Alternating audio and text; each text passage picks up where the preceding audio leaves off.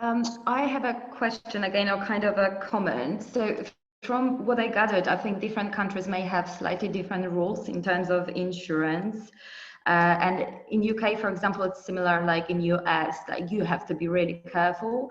And what I also wanted to kind of mention, like from what I learned from my experience, is also really good to ask people at the beginning whether they have any injuries so they can tell you in silence, because what I felt I was lacking when I was going to the classes in UK, it was like a studio. The teachers barely asked. They just started the class and just went ahead, assuming that people will be all the same level. And frankly, like most of my students come with the injuries. And what happened, basically, a lot of people teach online now, you know, through Instagram and do a lot of free classes, which is totally fine. But for me, for example, my students, they all had to fill in the forms and say, obviously, that they're doing it on their own risk because I'm teaching through Zoom now. And also on top of it, each single one had to tell me what injuries they have. And holy moly, they do have a lot of injuries. Yeah. Yeah. So that's another thing, like I think for that waiver and so on, it's also important that to mention that the people acknowledge their injuries and it's, you know, they have to deal with them, and you obviously guide them to your best ability, but maybe that should be also in the waiver. So Yeah, can I say something just about that real quick?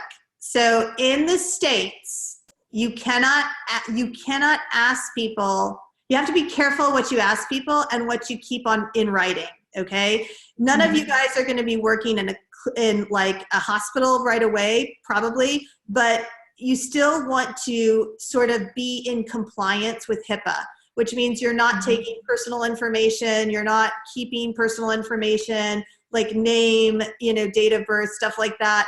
And injury, that's when we start getting into a little bit of an issue in the United States. I don't know how it is other places, but I wanted to touch on that. Continue.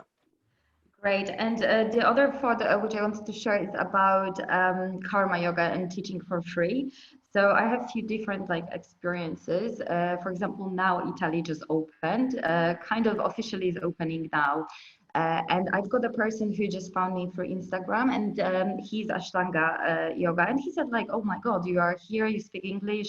I want to try some classes." And to be honest, like I don't know many people here, so I thought great, and I can teach in English. So I taught him for free, and it was like fantastic experience for me. And for example, I didn't expect anything, and for example, like he, you know, food culture is very big here. So he gave me, his mom made a food for us, which is like really nice. And now he's introducing me to other people, and he thinks like, oh, there is a potential. So you can teach other people who all speak English. And I don't know, because I'm not local, you know, I moved to Italy recently because I had this crazy idea and it's amazing.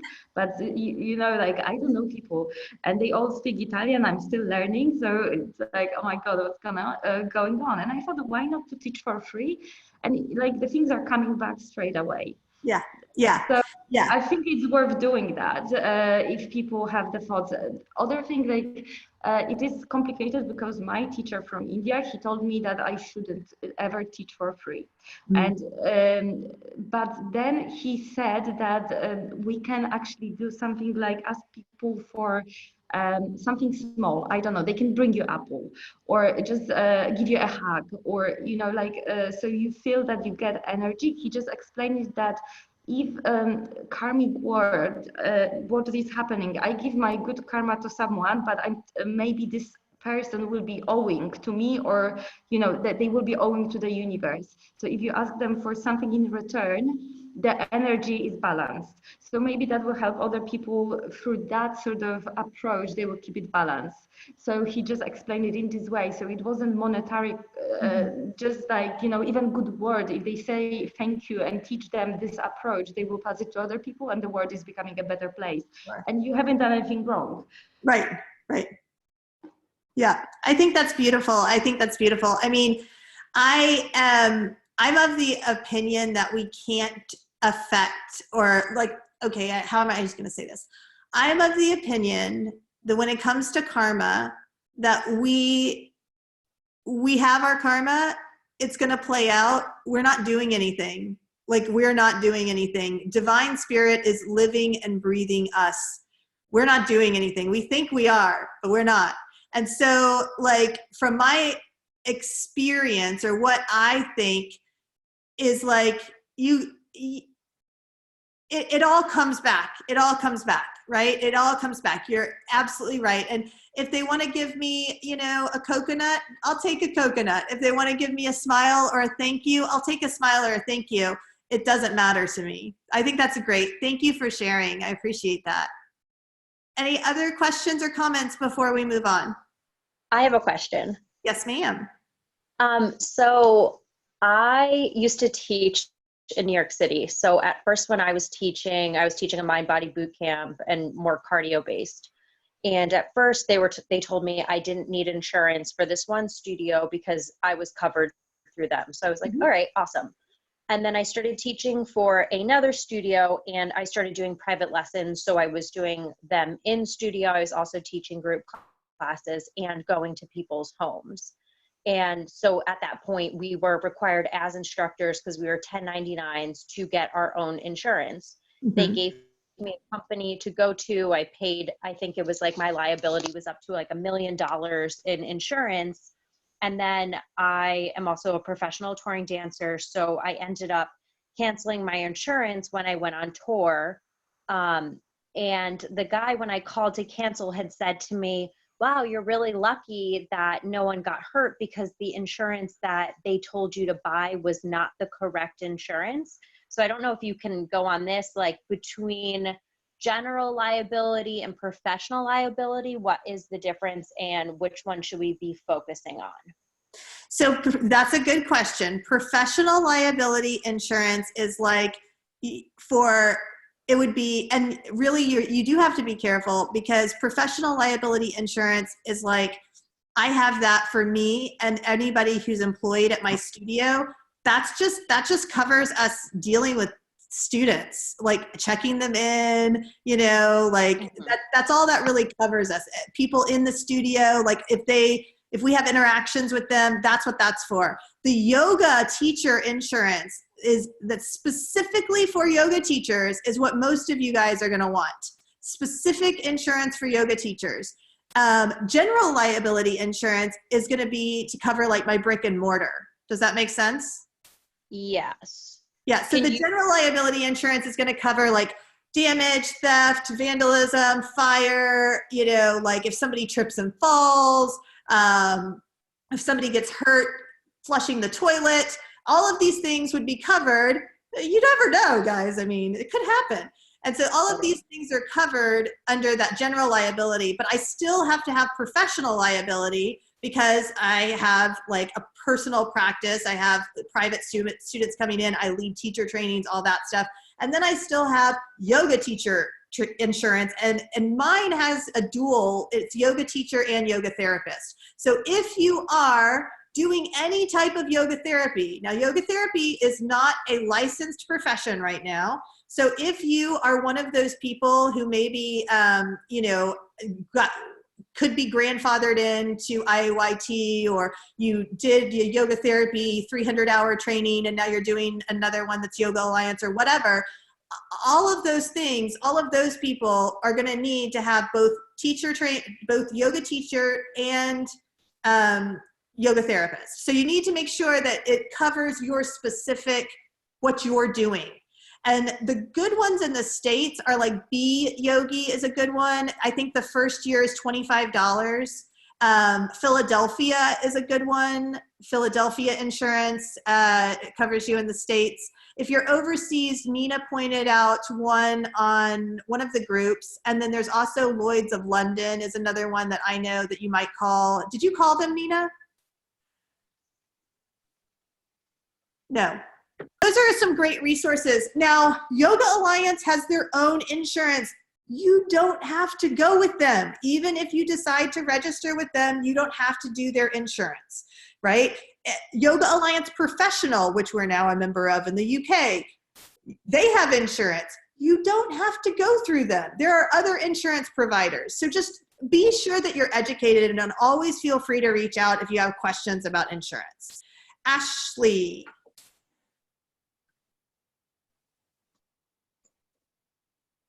Does Ashley have a question?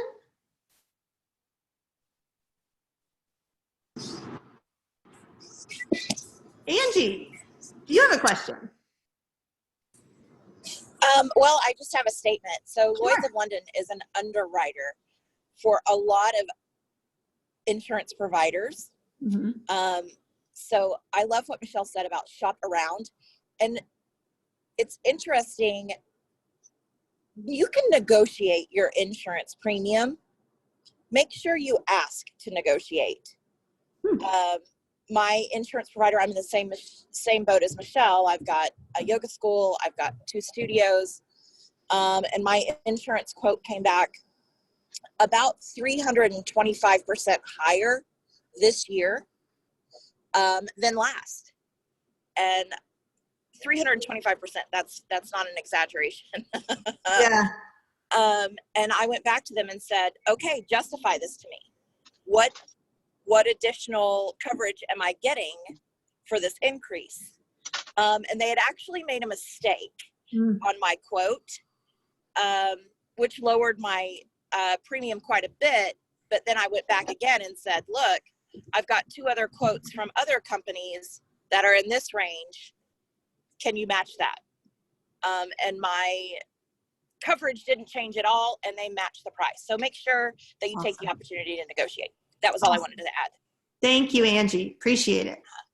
All right. You answered my question that I just couldn't get it to unmute. All Sorry. right. Awesome. Okay, great. And I'm glad I answered it, Ashley. Thank you.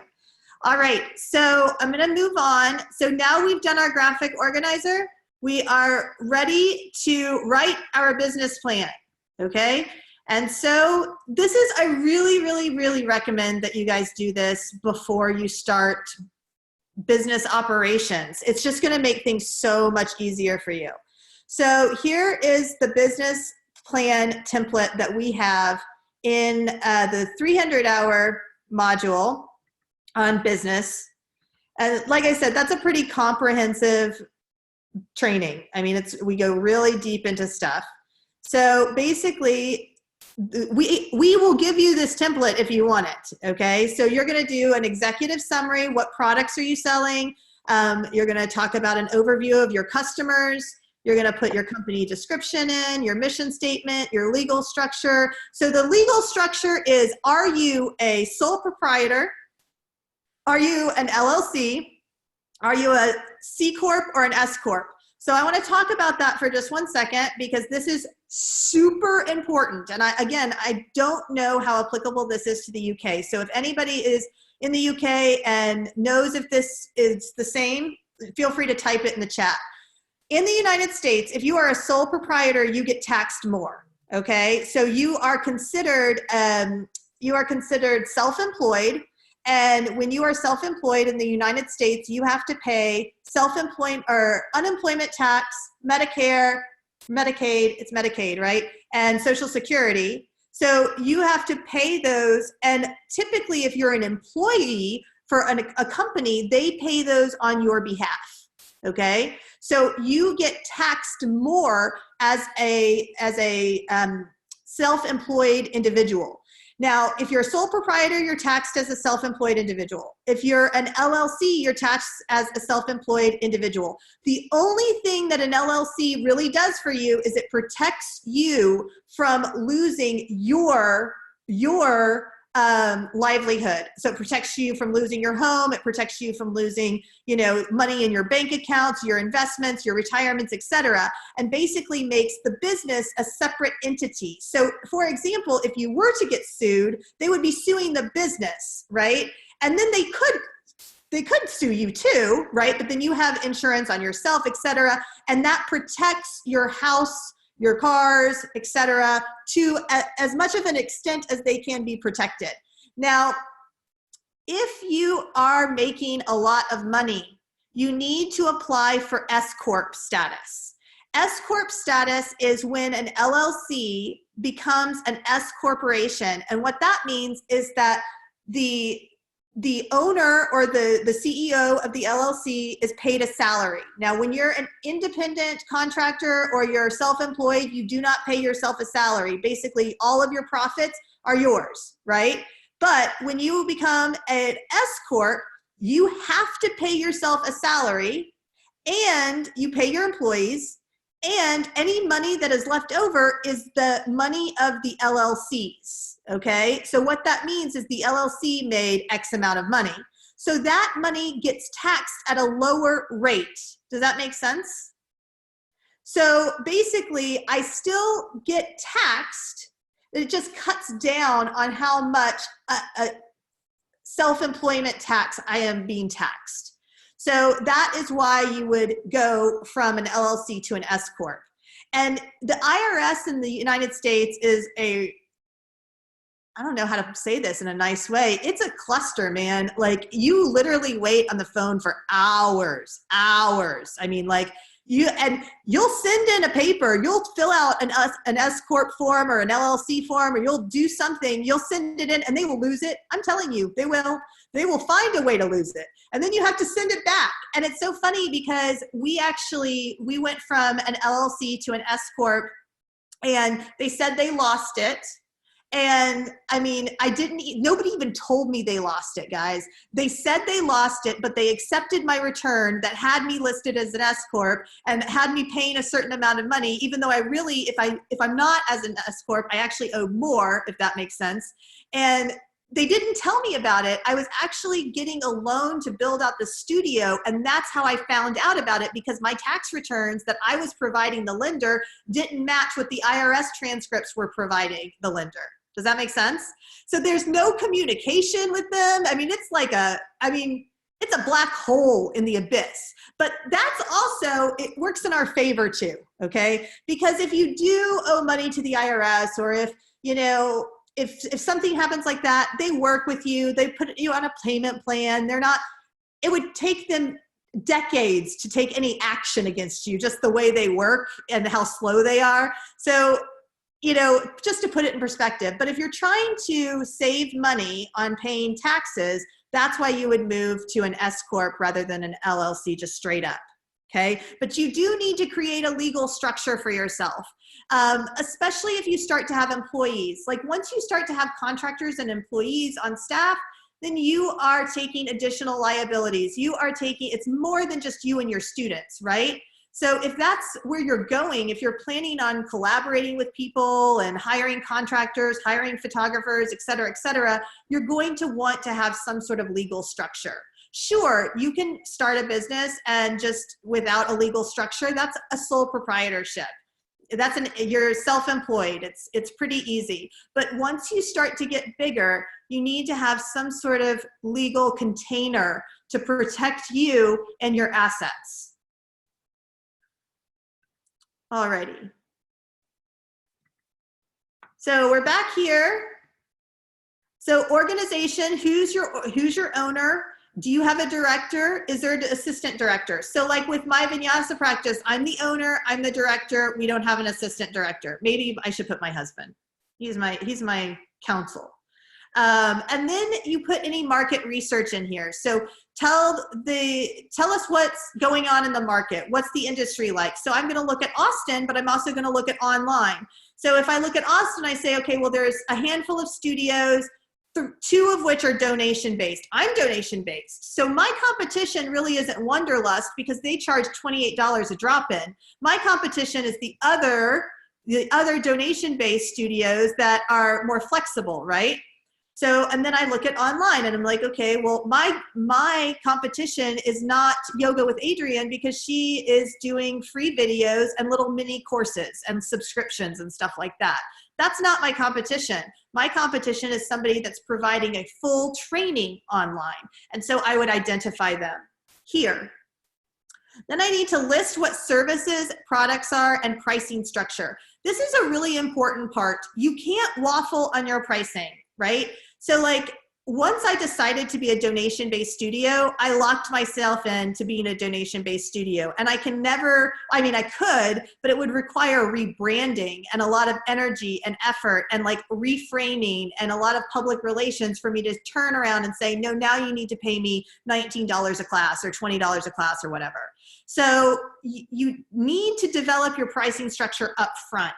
And I think if you're clear, like this goes back to Viana's comment earlier, if you're clear on what your pricing structure is up front, right, then you are established in your values. You're laying that foundation. And so what Viana's saying, and I'm just going to elaborate a little bit more. If I were in Viana's position, I might say, okay, my pricing structure is, I'm free for people who are under, the poverty line or under this amount of income or whatever. And then after that, I go on a sliding scale based on what the student is comfortable paying, right?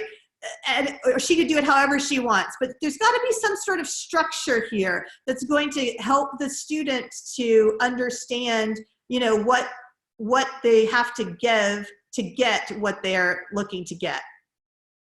Then we look at a marketing strategy. Our marketing strategy is going to look at both growth, and customer communication. So how am I scaling the company? And how am I communicating with customers? So this is an important part of it. You can't scale something unless you create the scaffolding and foundation for it. So you have to create a foundation and a scaffolding, just like, a city can't become a city unless it has roads, right? A city can't become a city unless it has, public waste and, running water. Like, these are required infrastructures for a city. Well, if you scale your business, you have to have these same types of infrastructures. I have to have, 3 people that their whole job is to answer emails from the contact. And then I have to have 5 people who their whole job is to, work with people in a mentoring one-on-one, reviewing videos, et cetera, et cetera. Then I have to have 2 people that are responsible for, fixing technical difficulties, et cetera, et cetera. I have to have these infrastructures in place, and people have to know what they're doing. And typically you start with like 1 or 2. Sometimes it's work trade. Sometimes people are like, I want to take your training, but I can't really afford to. It's like, okay, well, can you do social media? Yeah, I can do social media. Cool, you do social media. And then you develop these processes within your organization so that you become scalable. Okay, one person can't do it by themselves. When I first started doing stuff like this, I started doing online coursework, and I started running advertising, and within 2 weeks, I had more people in training than I could handle myself, and I had no mentors.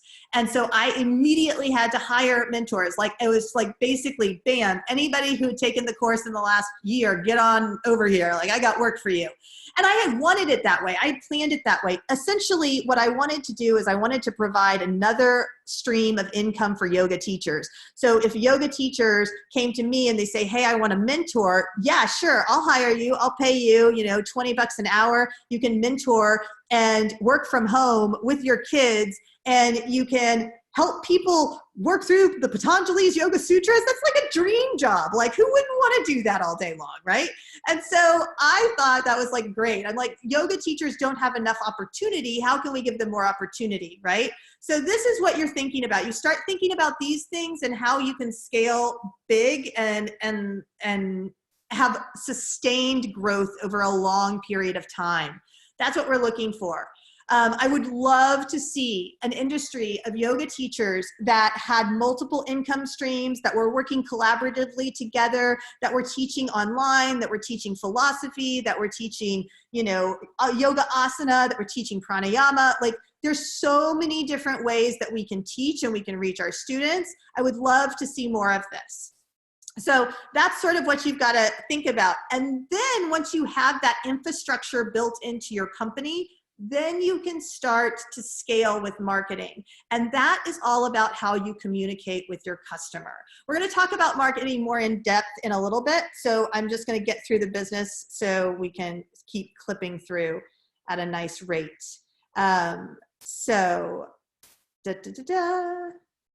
Okay. So then I have to talk about, in my business plan, my financials. So business loans used to be something that was more accessible. And now banks don't want to give business loans. They want to give business lines of credit. Now they do that because then it's not a secured loan, and it's not as risky as if they give you a secured loan that's secured on like your house or your car, and then you forfeit, then there's legal action, et cetera, et cetera. They have to come and take your house or your car, whatever. But with a line of credit, it's unsecured, and so they don't give you as much, incidentally. So like when I went to go get a business loan to build out the studio, I knew I needed X amount of money to build out the studio. They wanted to give me like 15% of that because they didn't want the liability of giving me all of that money to build out the studio. How do they know that I'm going to be successful and, actually turn a profit? So you need to understand how you're getting money. In America, we have the Small Business Association, and you can work with them to get small business funding. But if you do, they are going to require that you go through classes and that you do specific things, like you have to turn in your business plan, you have to turn in your profit and loss analysis, you have to turn in, all of these different like documents before they will consider you for a loan, and it's a process. So you just need to think about that process. You can also fund it yourself. I recommend doing that. You start small. Yeah, like the first time when I really started teaching yoga, I started using an app called Thumbtack. I don't know if you guys have used Thumbtack, but it's a great client acquisition app. And I would spend $50 a week. That was my budget, $50 a week to bid on jobs. People would go on Thumbtack and they'd ask for a private yoga instruction, and I'd bid. And if they liked me, then I started working with them. I have a client that I've been working with from Thumbtack for 4 years, twice a week, $75 a class. So it was a really good tool when I first started out to develop that relationship with clients and to build my client base. It was a great tool. So I recommend, what I did was I would get a client, and then that would sort of like, and then the next week I get a client, and the next week I get a client, and now I've made an extra couple $100 this month. So now I'm going to invest that into my advertising, or I'm going to invest that into the company in some way. So that's what we do when we're self-funded, when we're self-starter, when we start ourselves. But you obviously can go and look for funding elsewhere. If you're going to look for funding, even if you're not, it's a good idea to do projections for the first year of your business. They ask for 6 months if you're going through the Small Business Administration, I believe. But it's a good idea to do projections of 6 months to a year, just to give yourself an idea of what benchmarks you should be making along the way. And then in your appendix, you'll add anything else that you need to add to make your business plan clear to people you're trying to communicate your intentions to. Alrighty, any questions?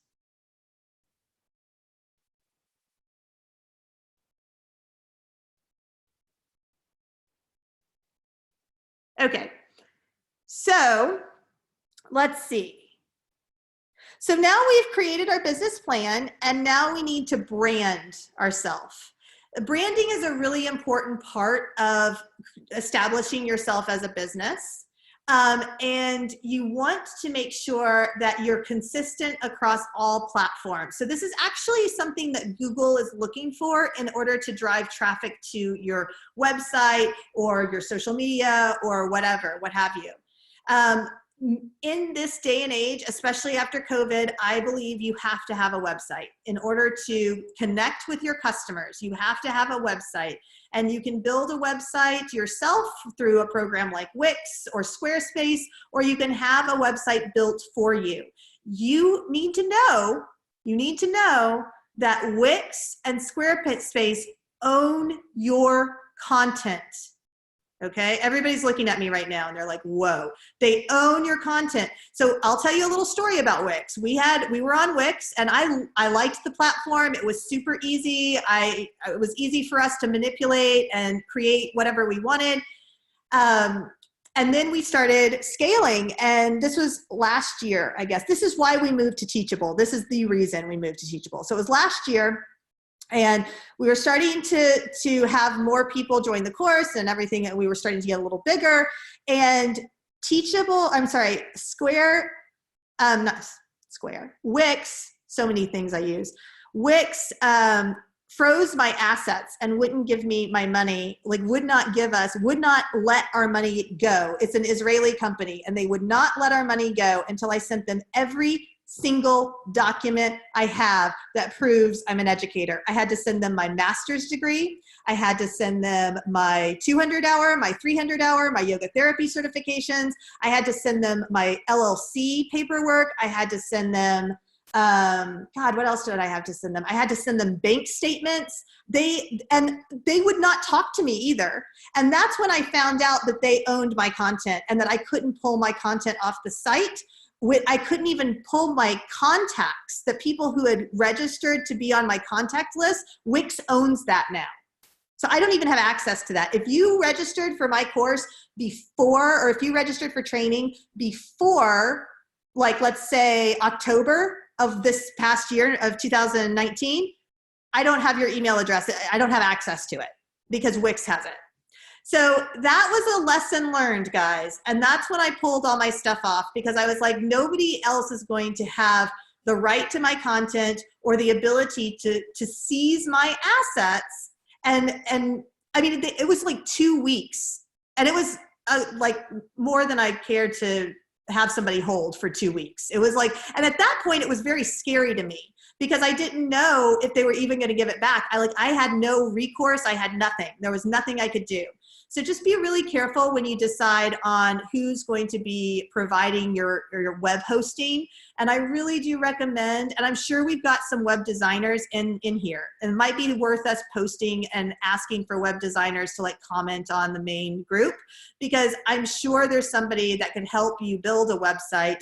And it's always great to use people that, you know, have like values, and, you know, we're all in this together. So, so yeah, make sure you know about your website. Yes. So, okay, here's a question about Wix. Let me answer this for a second. Hold on. Whoa, there's a lot in here. Okay, so I use Wix, and I can't just cancel my annual subscription if I want to transfer to Teachable. I also pay them for my domain. So you can transfer, and they will give you a refund if you want. I would recommend it. I would recommend it. I really had a really rough experience with them, and I just decided, and in fact, the videos that we had the other day that were having problems, those were videos that were on Wix, and they wouldn't give them back to me. They literally would not give them back to me. I had to refilm them. So just save yourself a lot of heartache and a lot of like effort, and you know, have somebody build your website. But getting back to the branding conversation, create a brand that is solid and uniform across all platforms: Google Business, Yahoo, Facebook, Instagram, Yelp, you name it, it's got to all look the same photos, the same address, the same copy, the same everything. Everything should be linked together. Those are called backlinks. And the more backlinks your brand has, the stronger it is online. So this is a really interesting place to be. I've never taught this course where I've had to tell people, yes, you do have to go online. But now I'm telling you, yes, you need to go online. This is going to be with us for a long, long time. This new way of interacting, and you need to have an option for those people who are not going to want to come back in the studio. There's gonna be a population that does not trust a new vaccine, that does not trust society in general, and is gonna stay home. And we still need to provide them with good yoga, right? So I recommend you all have some sort of website, and everything needs to be completely uniform. And I've got Claudia is a digital designer. There you go, Claudia. So reach out to Claudia if you're interested in getting more design information. What are my views on TikTok? I don't actually have views on TikTok. I'm not on TikTok. I'm a little too old for TikTok. I think I have jumped the TikTok shark. It's just not my jam. So I don't do TikTok. I don't know. Does anybody have any views on TikTok? I don't know. Yeah.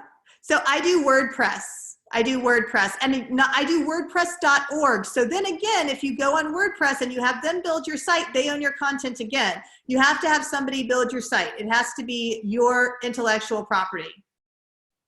So we've decided that we've decided on our branding. We have uniform colors. We have uniform logos.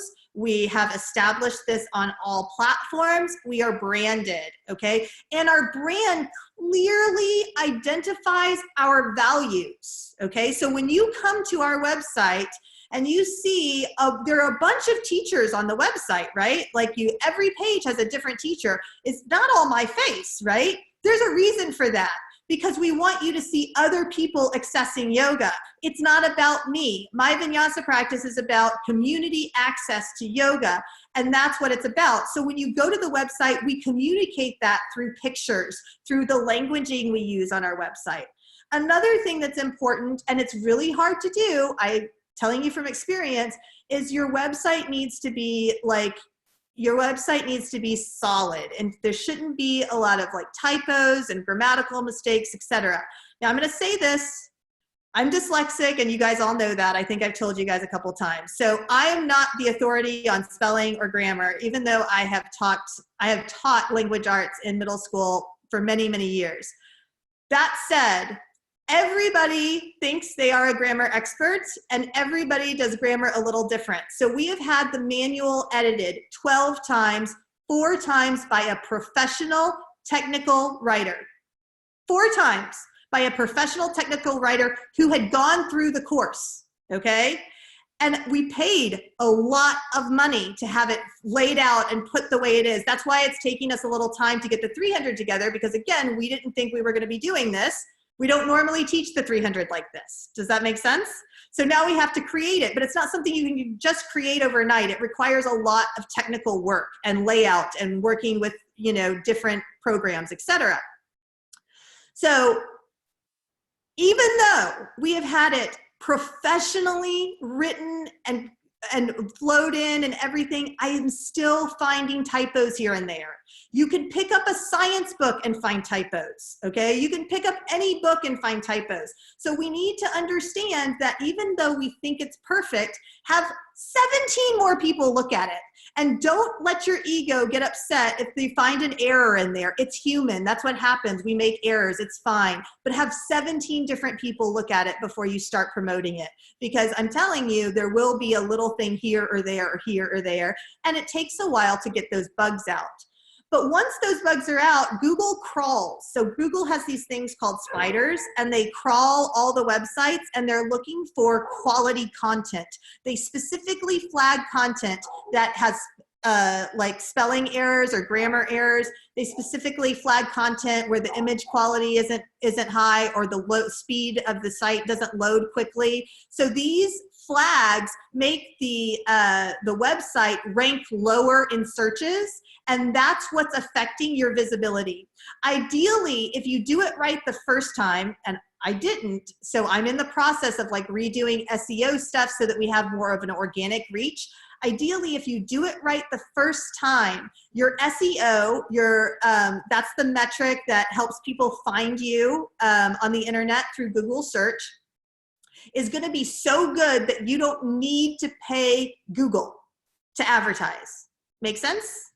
You shouldn't need to pay Google. So I do, because my SEO is not as good as my competitors. So now, yes, search engine optimization. So now I've hired a company to come in and optimize the SEO and create backlinks, et cetera, so that I can get higher on those organic rankings in Google. And then once that happens, I can cut that ad budget completely. I'll be generating enough organic traffic. So since you guys are starting, I'm giving you this piece of wisdom. Now, get the SEO locked down. Find a URL that clearly communicates who you are. My Vinyasa Practice is long. If I had really thought about it in the beginning, I would have done like we're doing with yoga therapy. I would have shortened it to MVP yoga or MVP yoga therapy. And then it would have been a little bit easier to create an organic following, I guess is what I'm trying to say.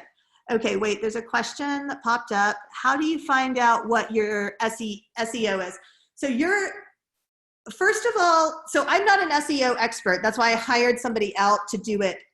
It's a little bit expensive. I think it's worth it.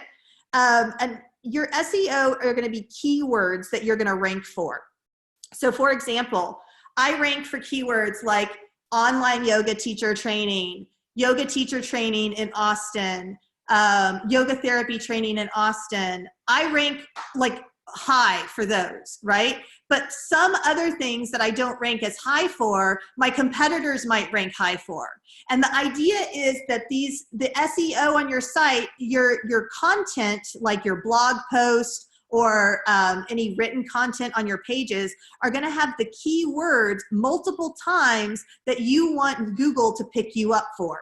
So let's say Tina's on the call. Let's say Tina is creating a website for Kundalini, and it is going to be locally driven, right? So she's going to really market to her population in Oklahoma. And so her SEO is going to be focusing on like maybe 50 to 100 keywords, and they're going to be words like Kundalini in Oklahoma, Kundalini in Mustang, Kundalini in Bethany, Kundalini yoga training, Kundalini, and it's all going to be, so all of these keywords are what she's going to have embedded in paragraphs that tell you about her. Does that make sense? And that's your SEO. Your SEO also has to do with your metadata descriptions and the way that your pictures are tagged. So every picture on my website has a metadata description. Shall we look at it? Do we want to see? You guys want to see?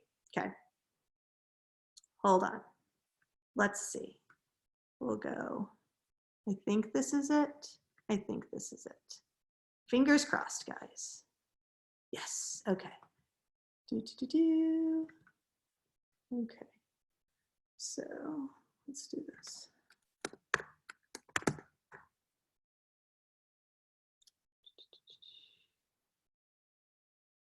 Sorry.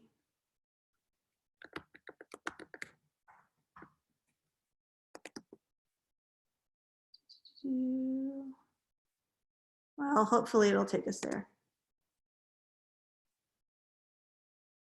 Did it? No, it didn't. Sorry, guys. Maybe we'll come back to this because I want to show you the back end and I don't have it up. So let's come back to this after break so I can get it up and ready for you guys, and we'll look at that. I'll make myself a note. Look at back end. Okay. So now we've got our branding situated, and we're going to start to look at public relations and marketing. Public relations is not synonymous with marketing. When you post about your classes on social media, especially on your personal site, like my profile, if I was to post on my personal profile on Facebook, that's public relations, right? Public relations is free. You're promoting or spreading the word or communicating to people in your network, and you're not putting any money behind it. So again, this takes us back to that whole conversation that we had sort of at the beginning. We were talking about, you know, a lot of times yoga teachers end up marketing to their friends. And then over time, that sort of gets annoying. Like, it doesn't mean to get annoying. I feel like I get annoyed with myself when I do it, right? So like if I'm marketing to, you know, if I put something on Instagram and I know that the most people that follow me are my friends or people in the Austin yoga community, and I put it up there and it gets less attention than like an organic post, you know what I'm saying? Then that like, it almost like activates material in me, right? So I understand that, and I see that, and I see that personally as a needless activation. Right? I don't need to have that activation in my life. So I'm going to, you know, use public relations sparingly where it's applicable, and I'm going to use marketing heavily. Marketing can be done on social media channels, and I think that's a great place to, you know, to start. When I started marketing for My Vinyasa Practice, we started with like, you know, $10 a day, right? And I had a specific course. And this is what I would recommend for you guys. If you're going to do any sort of online, anything like little mini courses or whatever you're going to do, even sessions, if you want to sell sessions, you know, I would recommend you know, taking $5 a day and marketing a session or a workshop or a course that has a specific start and end date. Okay, because then you have created a like a reason for somebody to make a purchase. You've said, oh, it starts on June 1st. I want to register for that. I want to make sure I get into that, right? So you've given them a deadline. There's a call to action, right? After you get the hang of it and you have a little bit more money, then you can do opened admissions. And that's, you know, that's later down the road, but start here. And when we did that third round of tests, that's what I did. I had a start date and I had an end date, and it was online. And I said, okay, you got to register by this date. And I think we had 20 people register, 15 people register or something. And that gave me enough revenue to have a bigger advertising budget the next month. Does that make sense? And so I basically took that money and I turned it right back around into the business. And I kept doing that over and over and over and over again. And so every time I would fill something, I'd put it back in. I'd fill something, I'd put it back in. And I always made sure that my ratio was at least 1 to 2. So what that means is when you do digital marketing, typically your ROI is 102.7%. Okay, that means you're making back the cost and you're making 100% of what the cost was. So for example, if I spend $50, I should, with an ROI of 107% or whatever I said, I think it was 100.7%, I should make my advertising spend of $50 plus $50. Does that make sense? Okay, so as you do this, your ROI gets higher. Now, what they never tell you is when you're small, when you're scaling small, your ROI is going to be really low. You might be at 100% ROI. So you're covering the cost of advertising and you're making back the cost of advertising, right? But then let's say you scale up and you're now spending twice as much money. Okay, now you were spending $10 a day, now you're spending $20 a day. Now your ROI is going to be a little higher. You'll have to play with it to figure out what your threshold is. Like, how much money are you willing to risk in order to get how much money, right? And so this is where it's really important to look at money as energy. If you start looking at money as something, let's see, if you look at money the same way you look at food, you are going to run into the scarcity mindset. Okay, and this is what happens is people say, oh my God, I need money to pay my bills. I need money to pay my rent. I need money to pay my studio rent. I need money to pay all of the things, right? And so they start looking at money as food. If they don't have money, they will not eat, right? But if you can look at money as just an energy exchange, right? Then you can start to say, okay, how much can I risk? And what I typically do is I look at, well, how much do I have in the bank? How much would I need if I had to pay off everything that I have, or if I had to pay my bills for the next 6 months? And then whatever's left over is what I'm willing to risk. Does that make sense? Because I've got all I need. I have all I need. So now whatever's left over, I'm willing to risk. So then that's how you begin to scale. And as you scale, the ROI, your return on investment, gets bigger. So you go from 100% to maybe 200%. And then you go to maybe 200 to 300. And then something happens, guys, when you're scaling, now it goes down. So you go 100, 200, 300%. Then you're back down to 100%. Well, what happened? You know what happened? I added staff. Do you see what I'm saying?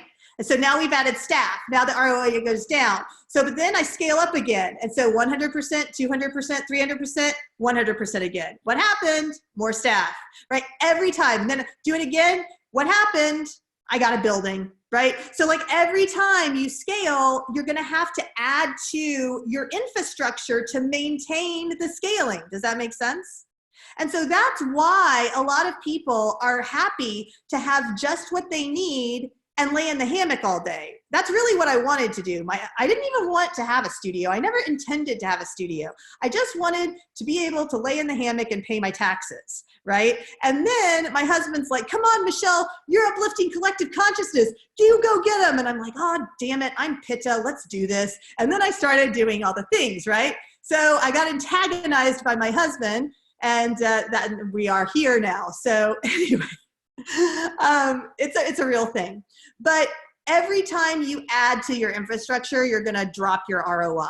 And then you add again, and then you drop your ROI. And so you have to understand, first of all, money's not real. I'm going to tell you a secret, guys. Money is not real. It is all completely BS. It is a belief system we as a society have bought into.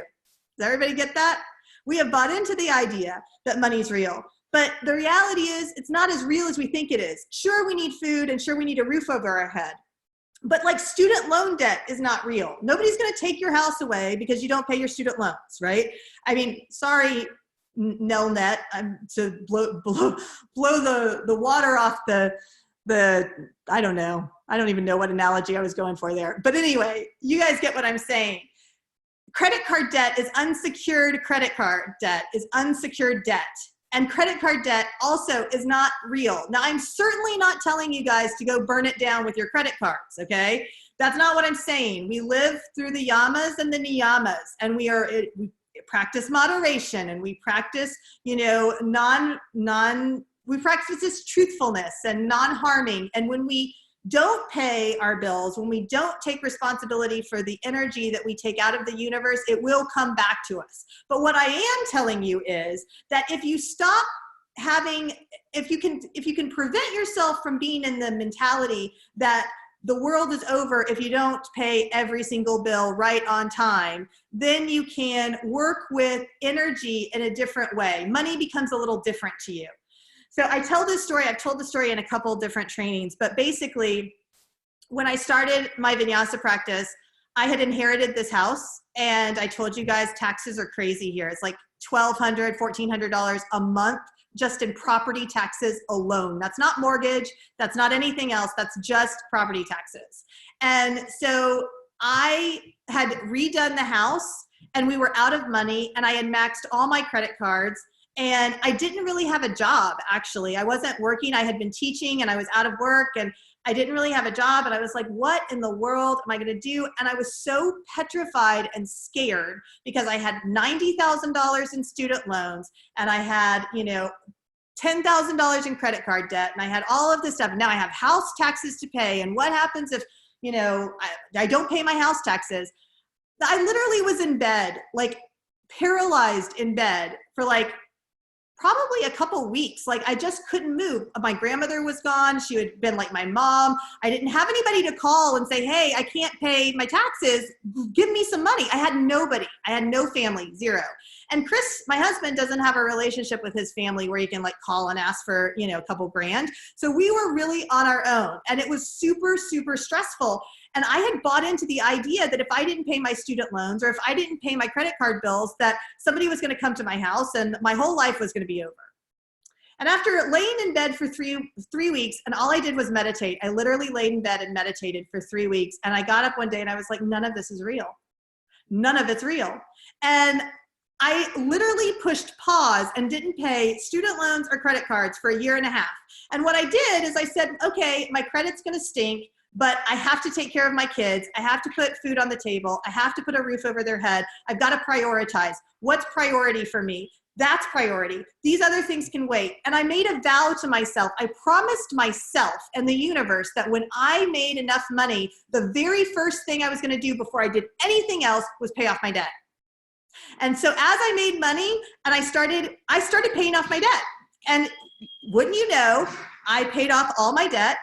And my credit score went from 540 something. Well, I don't know what that means in the UK and overseas, but my credit score went from 540 to like 730 in about 1.5 years, because I went in there and I paid my debt and I did what I was supposed to and everything. But what that experience showed me is that when I buy into the idea that these things have power over me, then I am limited in the way that I can move in the world.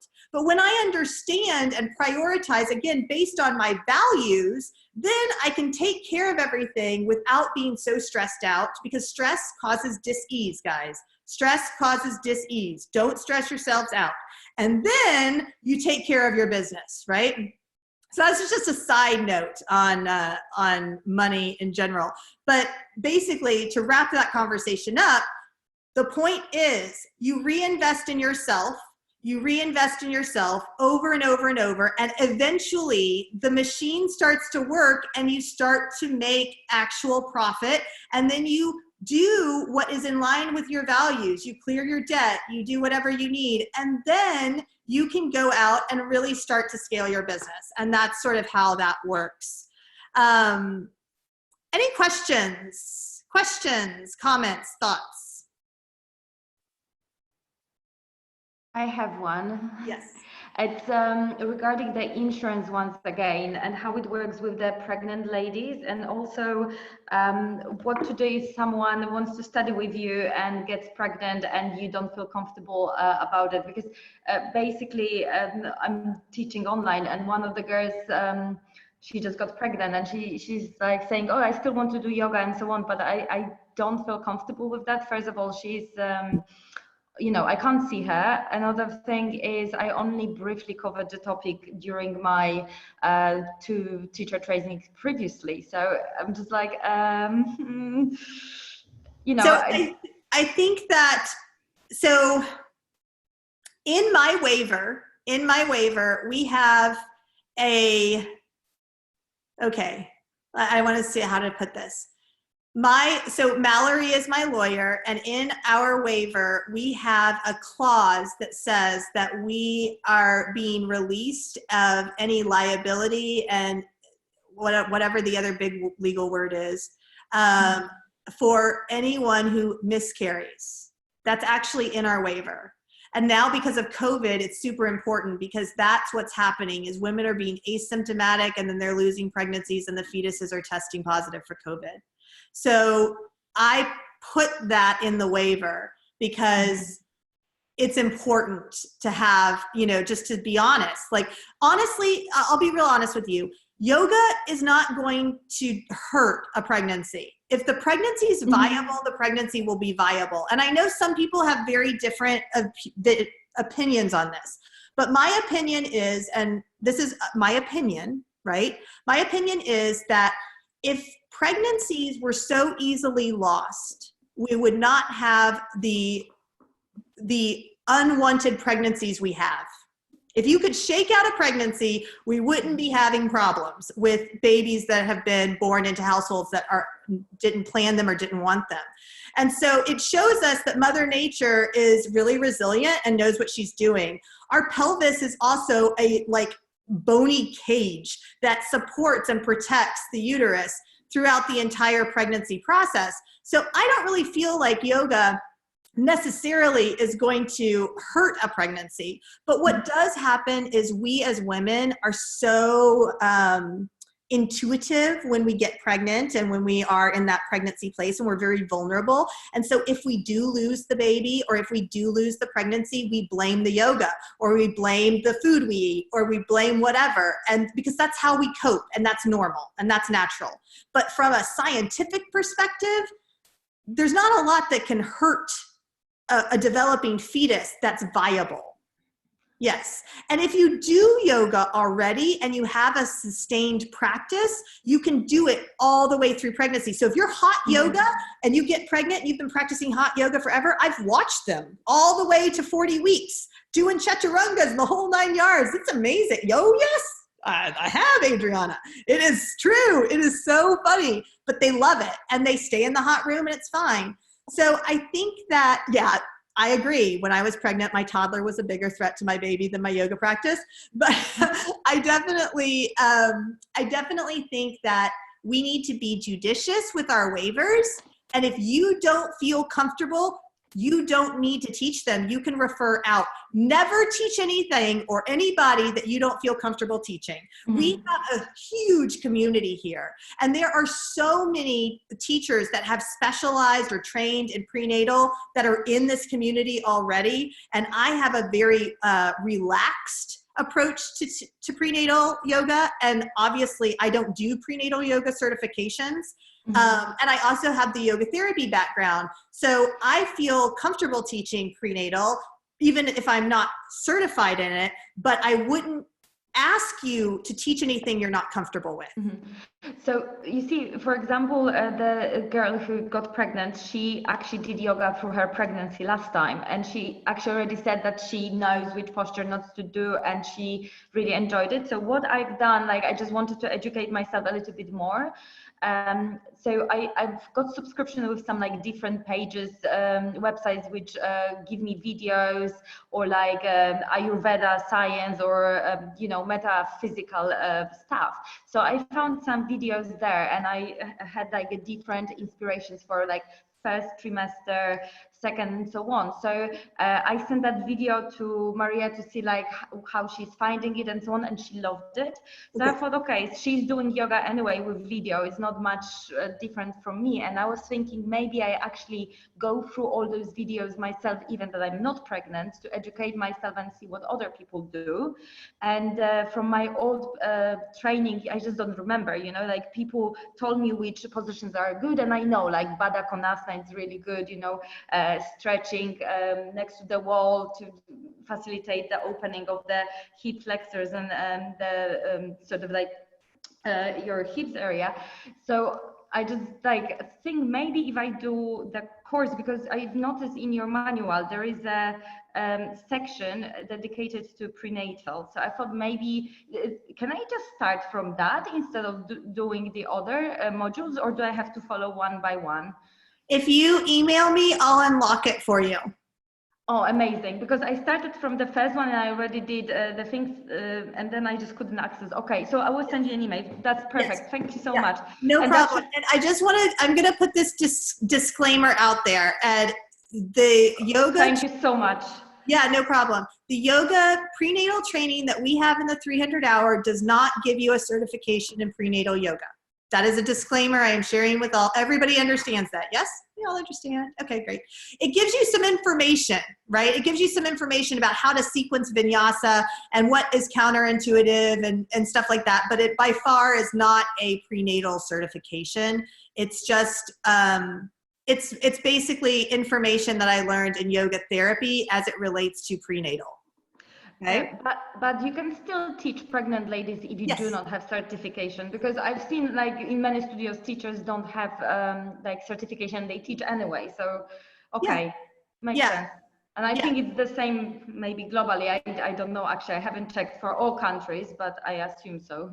Well, it brings up a really good point, guys. If you are not certified in a particular area of expertise, let people know that before you teach, you know, just be like the student that you're working with, tell her, I want you to know, I am not certified in prenatal. Are you still comfortable working with me? I might even get it in writing, you know, that she knows and has acknowledged that you're not certified in prenatal, but she still wants to work with you.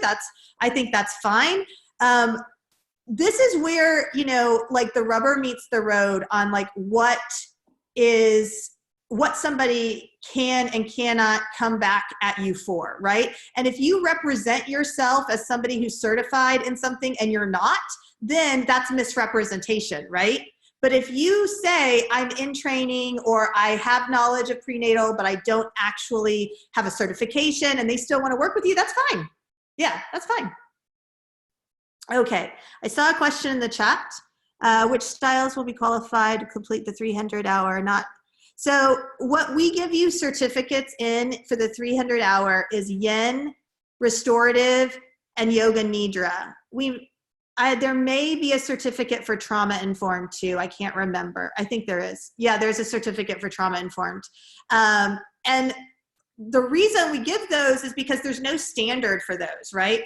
Yoga Alliance has a standard for 200-hour, for 300-hour, they have a standard for prenatal and for children, but they don't yet have a standard for yoga nidra. They don't yet have a trauma-informed standard. They don't yet have, you know, yin and restorative.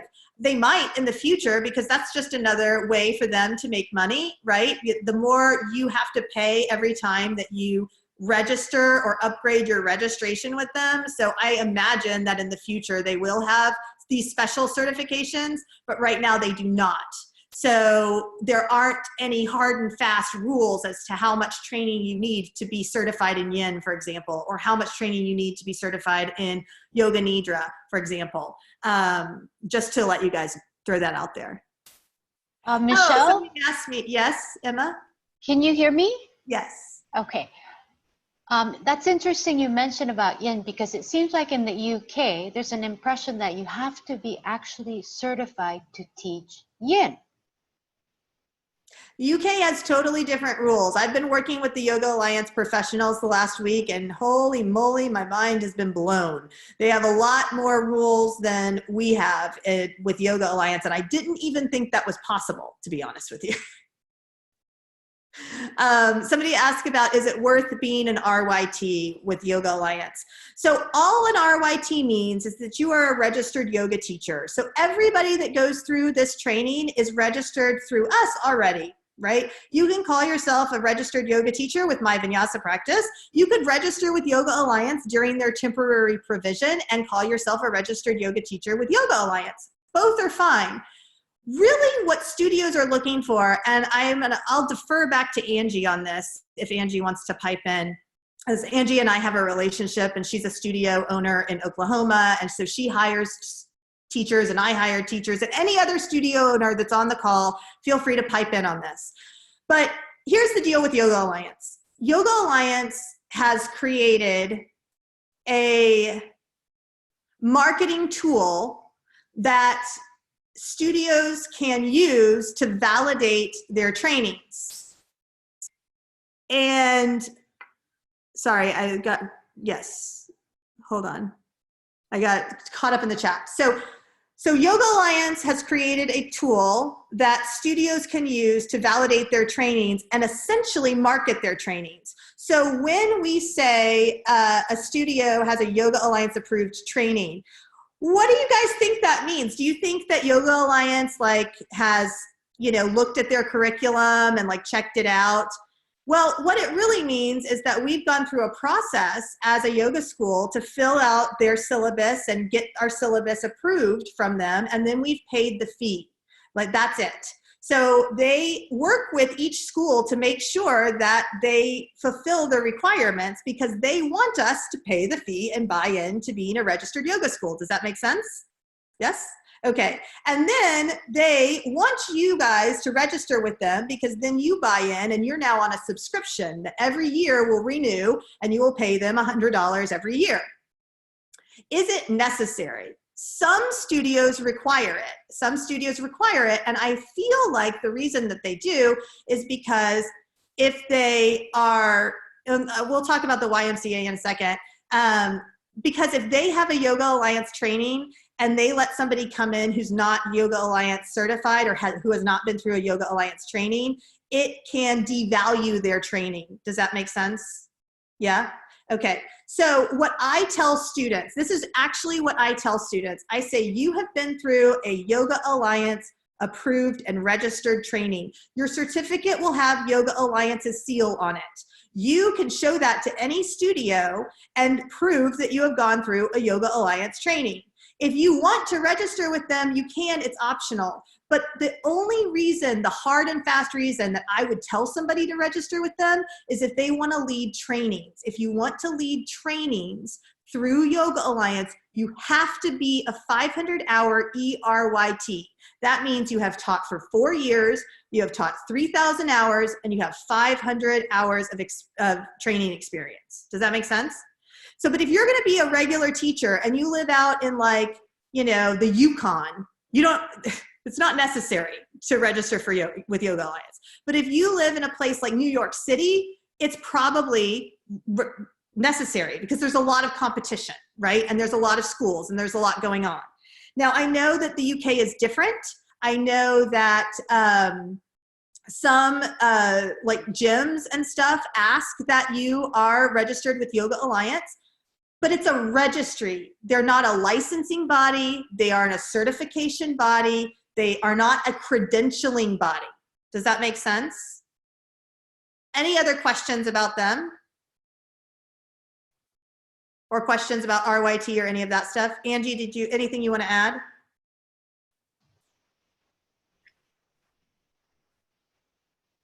Okay. All right. Hi. Yes. Yoga Alliance, but not about RYT. Is that okay? Sure, yeah. We talked about maybe an hour ago about asking about injuries. Mm-hmm. And on the Yoga Alliance page, I came across where they said that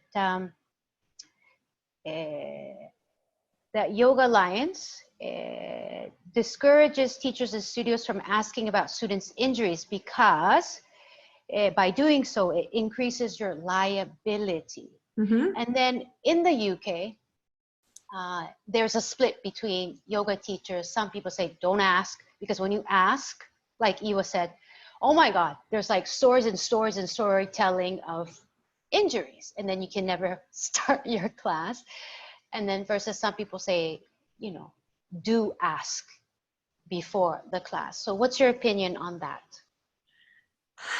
Well, it goes back to, I think, my opinion on Yoga Alliance as an organization. So Yoga Alliance as an organization tends to be less transparent and less like forthcoming, I feel like, with information, etc. And I feel like perhaps their lawyers have said that it increases your liability if you know about somebody's injuries, but that's, to me, what that feels like. This is just, again, this is my opinion, and it doesn't have anything to do with Yoga Alliance. If somebody said that to me, if somebody came up to me and said, Michelle, you need to stop asking people about injuries because you're increasing your liability, I would look at them, and the first thing I would think is, isn't that like lying by omission? Like, isn't that like, I know that I have a responsibility to my students, right? And in order to truly be responsible for them, I need to know if they're working with anything that needs to be modified, et cetera, et cetera. If I know that and purposely do not ask them so that I cover my ass, isn't that like, does that make sense, Emma? Anybody, does that make sense to anybody? Like, I feel like, Yes, it does. I would rather ask them. I'll assume the liability. I'd rather know than go in blind just to save my butt. That's my opinion on it. Can I add something, Michelle? Sure. Sorry, I know I don't have my video on my computer, whatever. But also, once you know what people are working with, what injuries they have, and I'm not a teacher, I've never taught yoga. This is just my own perspective. I used to work for a supplement company, and I essentially trained people with health and nutrition and supplementation and yada yada. So I feel like whenever you uncover needs, you're able to then help them understand what else you can do to help them in the long term. So like if you're not asking those questions, you're not going to know what they're working with. And then what if they do injure themselves and you didn't know about something that was happening, and now you don't know how to help them because you don't know where they started in the first place. Whereas if you have all of that laid out on the table, it makes it a lot easier for you to then uncover needs and see, you know, maybe this class specifically isn't going to be the best class for you, but here's a better class that might work well for you. And then let's work on a game plan of what we're going to do together to help you with whatever your goals are, whether that's fixing something or avoiding hurting something or, you know, whatever from there. Sure. And, you know, Yoga Alliance is a huge organization and they have a lot of members, and I think they're trying to protect the majority of members. They've also been involved in the Bikram lawsuit. They actually fought for the rights of the students in that lawsuit. And they've been involved in a couple other lawsuits. I think that they're hypersensitive to this stuff, but I think the reality is if I was a lawyer and I found out that my student or that my client had gone to a yoga class with like a torn ACL and the teacher never asked about it and it got worse and now it requires surgery, et cetera, et cetera, et cetera, I could come back and easily say that was negligent on the teacher's part for not finding out, for not asking. I'm just saying, I'm not a lawyer, but I could see it both sides. I can totally see both sides. And what do we know? We know that we live in a litigious society. So if people are going to go that route, they're going to go that route, whether they can or not. It doesn't matter. You know, they're going to try. So I feel like asking can be very beneficial to keep you in your integrity as a teacher. So I hope I answered that question.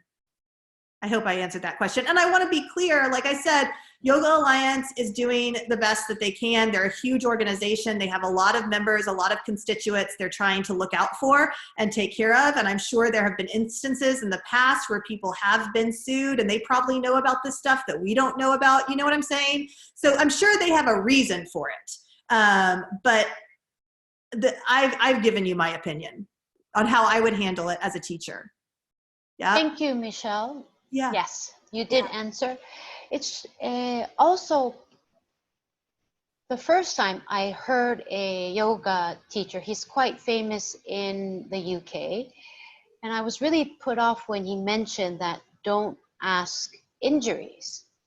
And it felt like it felt really, I don't know the proper English word, but it felt that disconnection. It's like, I do a lot of workshops with the osteopath. The reason why I started yoga is because of my own pain, sciatica, scoliosis, name it, just pain. And yoga was especially the asana practice, especially with the teachers who really had hands-on adjustment assistance, really helped heal the misalignment. So for me, you know, I had that. So it just felt really off-putting when top guru or whatever you call it, a famous teacher, influencer in London speaks with such, like he said, I don't touch anybody. It's just verbal cues should be enough. I said a name. Fierce Grace also, they said, no, it should be enough to do verbal cues. And it's just very different. I come from an Ashtanga background, so we're really hands-on. Yeah. So it's just kind of, So I just wanted a little bit of a reassurance. Yeah. And I think if you're doing hands-on, it's necessary then to ask and to have a dialogue with students and to ask them, how does this feel? You know what I'm saying? Like, don't just put somebody in a position assuming that it's like the right position, right? Ask them how it feels. Ask them, does this feel better? You know, stuff like that is good to have a dialogue. And knowing if they're injured before you put your hands on them is an important thing. So we're talking about, people in the chat are talking about different ways that you can poll. So let's talk about this for a second. Polling is something that you do during class or before class. And basically, I like to do it when people are not looking at one another. Like if you're all sitting there and everybody's sitting in a comfortable seat and you're like, does anybody have any injuries? And I'm like, you know, some people don't want to tell us about that. So what I do is I have them lay on their back. And usually I do constructive rest. So knees knocked in, feet wide, right? Because it's less vulnerable than Supta Baddha Konasana, right? So there's some psychology behind this too, right? You put somebody in Supta Baddha Konasana and they've got a knee injury or a hip injury or something else, it feels very vulnerable. So I put them in constructive rest, and then I say, if you have an injury, you can flag me down and I'll come over and you can tell me privately. And then I continue to cue the breath, and I walk around the room and Susie's got an injury here and Ben's got an injury here, and okay, now I know. But I haven't made it public to the whole class. And that's how I like to do it, because I know how vulnerable people are. When they come into yoga, they really are vulnerable. Yeah. Any other questions? Piggyback on that? Alrighty, my computer's about to die, so it's time to move to the kitchen. I need my notebook though. All right, so we've talked briefly about marketing, social media. So social media consistency is key with social media. Again, social media is usually going to be public relations unless you're putting money behind it. So if you're not putting actual dollars behind it, sorry guys, 1 second. Okay. Sorry, guys. Okay. If you're not putting actual dollars behind social media, it's just public relations. So just remember that, and that will help you to sort of put it in perspective. Speaking from experience, when you post stuff on social media about your studio, about your offerings, about your classes, your trainings, whatever, if you feel like people aren't receptive to it, it does something to, again, that material, that ego material that you've got, and then you have more work to do. So I like to target people specifically through advertising. So I say, okay, I'm targeting people 22 through 65. They like yoga, they like aromatherapy, they like this, they like that, and then I do my advertising. Facebook is amazing for targeting, and you can really get a lot of bang for your buck with Facebook. And if anybody ever wants like one-on-one help with Facebook, I will help you. So if you need advertising help, we can meet, I can help you, I can walk you through it. It's great. I find that Pinterest is better for like marketing, product marketing. So like a lot of you guys first found me through like a free online course, right? This is really key. Okay, so this is an important part of today's lecture. Oh my gosh, it's already 12. Have something digital that's free. It's like a business card. So that the free 30-day challenge or the free yoga therapy for anxiety, a lot of people took that first and they're like, oh, I like this chick. Okay, I could do this. And then they sign on for the training.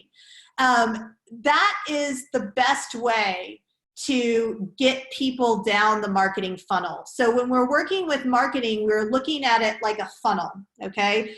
And so we start with, just educating people. This is all education. And then we get them to like the ad or to like our page on Facebook. Now we've moved them down the funnel another layer. So now we're having a conversation with them. And then we move them down another layer when they, sign up for our newsletter. So that's one conversion, right? And then they sign up for the newsletter and then they decide they're going to buy the product. That's a repeat conversion. And then they may come back and buy other products from you.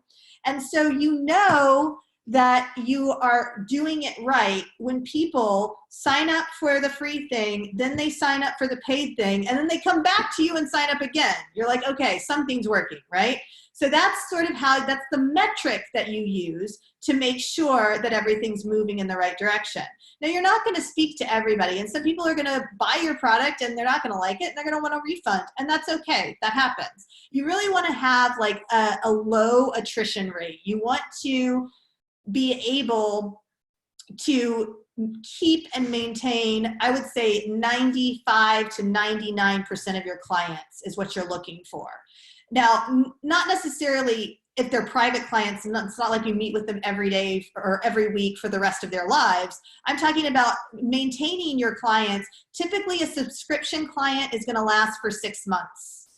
Typically, a client like you guys might be in and out of My Vinyasa Practice for anywhere from 6 months to 2 or 3 years. We have people that did their 200 hour, have now done their 300, are signing up for yoga therapy, and they've been with us for years, and it's sort of been like, they did their 200 hour, they waited a year. They did their 300 hour, they waited 6 months. They did the yoga therapy, they're starting.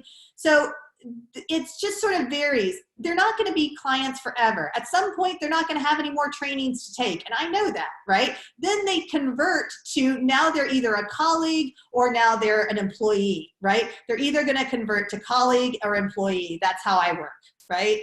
So basically, you look at your clients and you determine, well, are they buying a product for a one-time price or are they buying a subscription? If they're buying a one-time product, you want them to like the product, to finish the product, to move on to another product that you offer, right? If they're on a subscription, you want them to maintain their subscription for at least 6 months. And that's what you would use for projections, right? So you would project out, if I get X amount of subscriptions every single month and they each last for 6 months, this is how it will roll.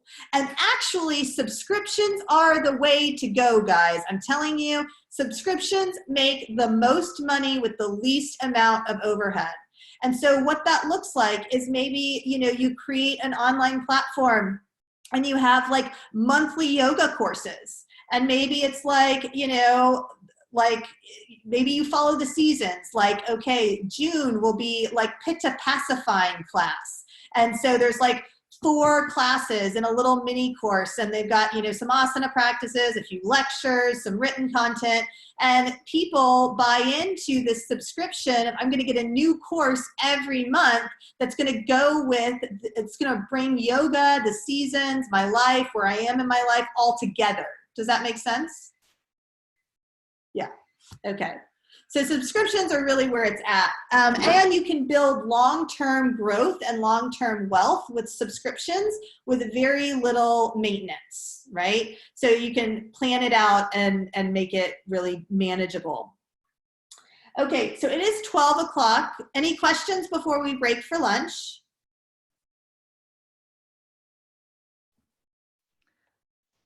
I don't have a question, but I was going to see if I could add something to piggyback on top of your social media thing real fast.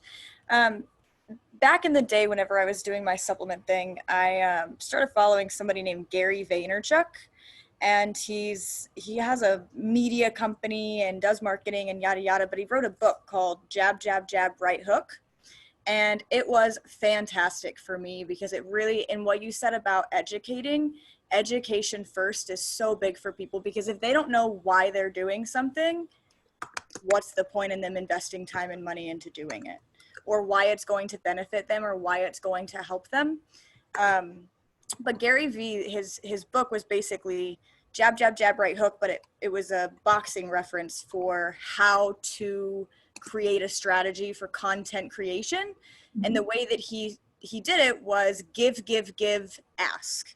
So give value, provide value in different ways, whether that's, I don't know, a pretty picture or something where it's teaching them something. So what you said about and then also somebody asked about like what your thoughts were on TikTok. And I was like, oh my gosh, yes, because TikTok is great if you're looking at that audience.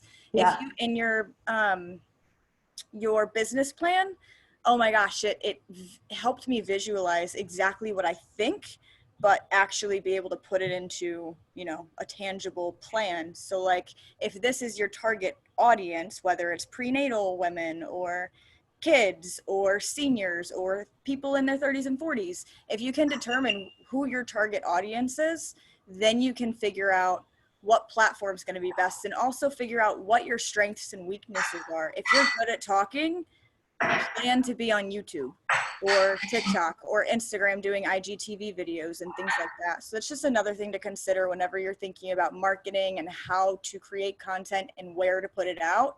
Figure out what your strong suit is. If you're really good at photography and making good pictures, probably Instagram's going to be a good place to be for you, right? Because that's the visual place. And learning how to hashtag, and seriously, Gary Vaynerchuk, awesome dude to follow if you're looking into how to create content for marketing and stuff like that. Fantastic. Thank you so much for sharing that. Yeah. That's awesome.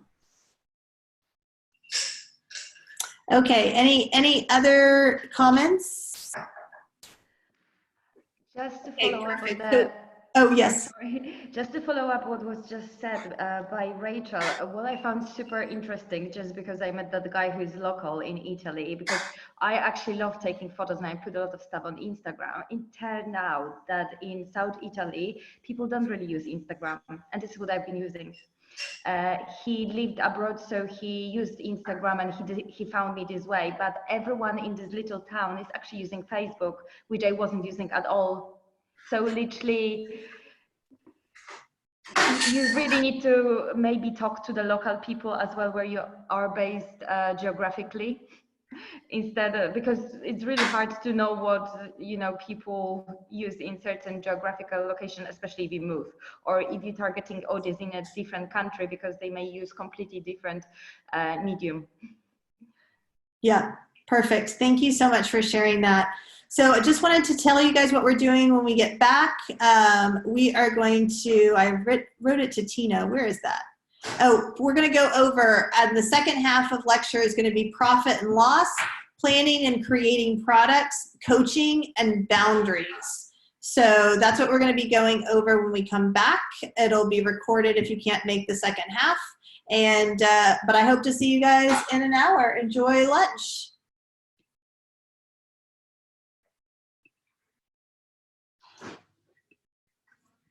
Thank you. Thanks.